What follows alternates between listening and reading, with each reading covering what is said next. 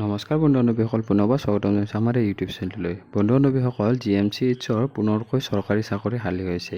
কি বিভাগত খালী হৈছে আজিৰ এই ভিডিঅ'ত আমি আলোচনা কৰিম। লগতে আপোনালোকে কেনেকৈ আবেদন কৰিব পাৰিব, অন্তিম তাৰিখ কিমান হ'ব, গোটেই কথাবোৰ আজিৰ এই ভিডিঅ'তে আমি আলোচনা কৰিম। আপোনালোকে শেষলৈ ভিডিঅ'টো চাই থাকিব।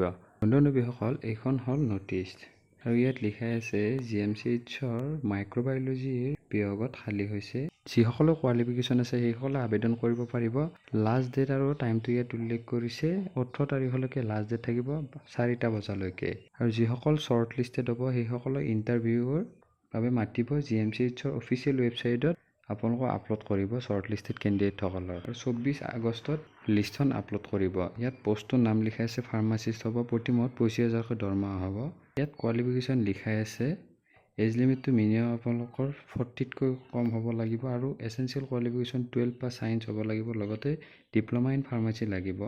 যিসকলে ফাৰ্মাচী ৰিলেটেড এক্সপিৰিয়েঞ্চ থাকিব সেইসকলে বেছিকৈ প্ৰাধান্য পাব। লগতে পষ্টটো আছে টোটেল এটা পদ।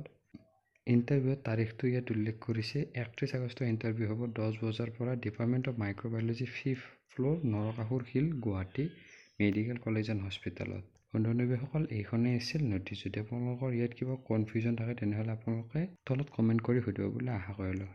তেনেহ'লে আজিলৈ ইমানখিনি আছিল। পুনৰবাৰ আপোনালোকক নতুন ভিডিঅ' এটাৰ সৈতে নতুন ইনফৰমেশ্যনতে লগ পাম। আজিলৈ ইমানে। ধন্যবাদ। জয় অসম।